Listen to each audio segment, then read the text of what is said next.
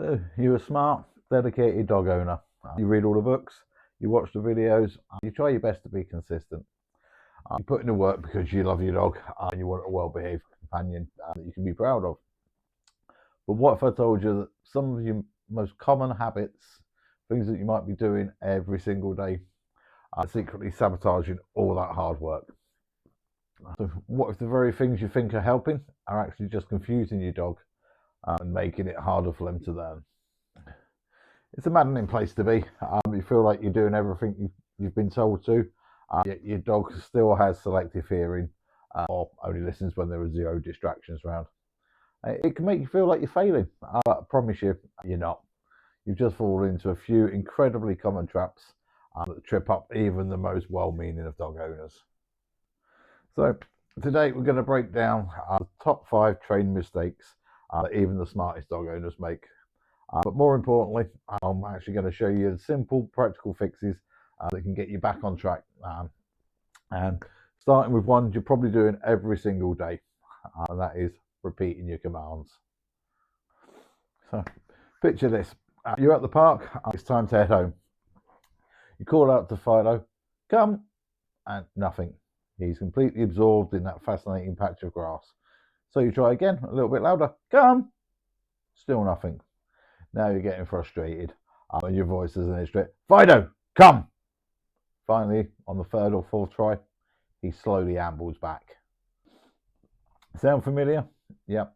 This is a textbook example of our first and maybe the most common training mistake. So, problem number 1 is this habit of repeating yourself when your dog doesn't respond right away. It's what trainers call cue nagging. So when you say sit, sit, sit, you're actually accidentally teaching your dog a couple of things that you definitely don't want. First, you're teaching them that the first command is optional.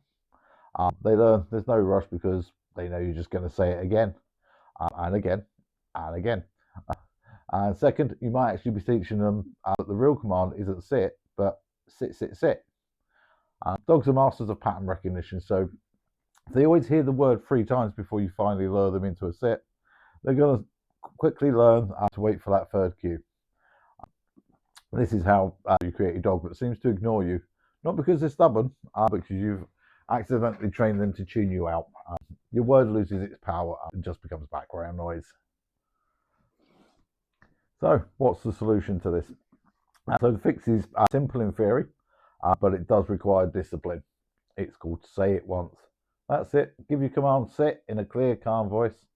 Then pause. Give your dog a second to process what you've asked. And if they're distracted, make sure you get their attention first before you even say the word. Use a name or make a fun noise. Wait for them to look at you. If they still don't sit after you've said it once, don't repeat the word. Instead, gently guide them into position with a lure or your hands.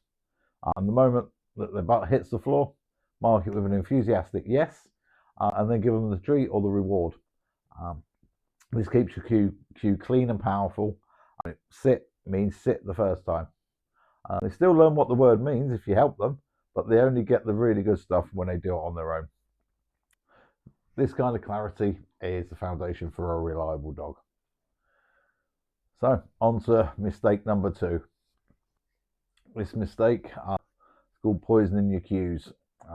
It's more subtle than the first one, but it's just as damaging. So a poison cue is a word that your dog now associates with something bad. Most common victim is the recall command. Come, we call our dogs to come, and then we immediately give them a bath, clip their nails, or leash them up to leave the park. So from a dog's point of view, the word come, it starts to predict the end of all fun. So what happens? They stop coming. They start avoiding you when they hear that word, just because they've learned that it means something they dislike is about to happen. This isn't disobedience. It's your dog making a smart, logical choice based on experience. So, on to the solution to this one. So, you've got to protect your cues. So, first, stop using your main recall word for things your dog hates, especially early on. So, if you need to give your dog a bath, don't call them from across the house. Just go get them. Second, you need a detox cue that's already been poisoned. So, honestly, the easiest way is to just pick a new word. So if come is ruined, start fresh with something like here or close. Teach this new word from scratch. Make sure every single repetition ends with something amazing. So call them with your new word from just a few feet away. And when they get to you, throw them a party. We're talking high value treats, their favourite tug of war game, or just a ton of praise, whatever really infuses them. The goal is to build such an overwhelming positive association that they want to come running every single time you call them. Now, on to mistake number 3, inconsistent rules and words. So dogs thrive on routine and predictability. Inconsistency, basically, is their kryptonite.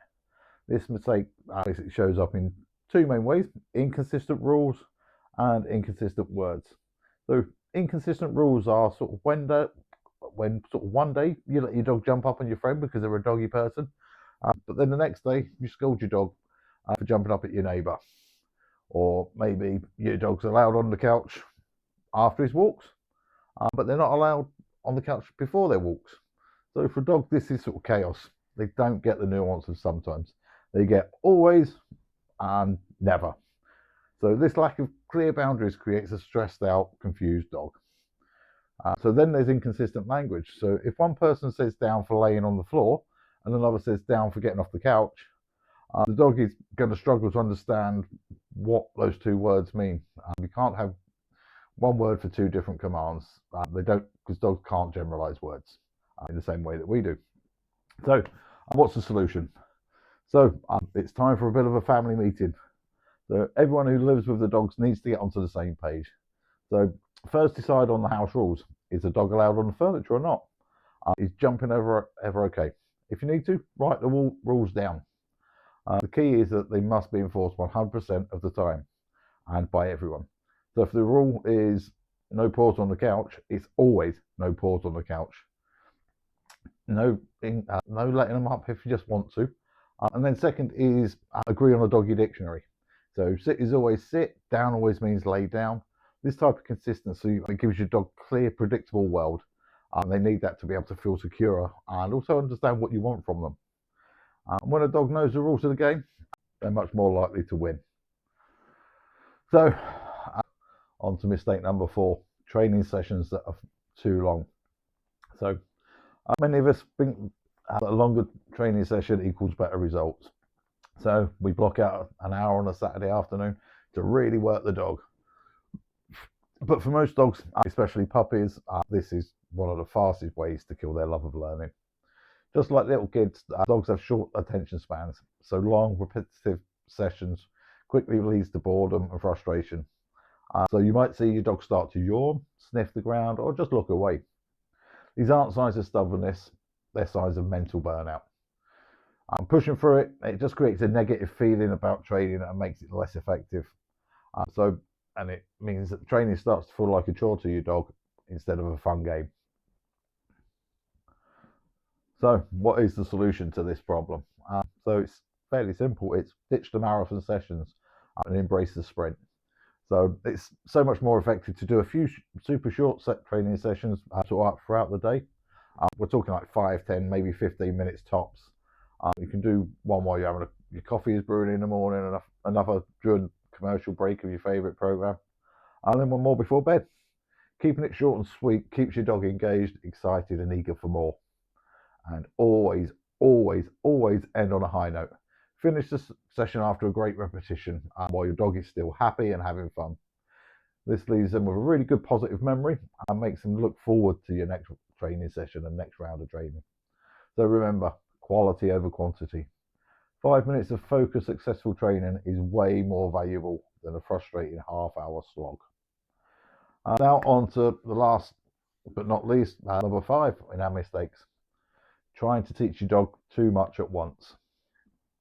So, yeah, this mistake comes from a place of pure excitement. So there you are. You get yourself a nice new puppy and you want to teach them everything right away.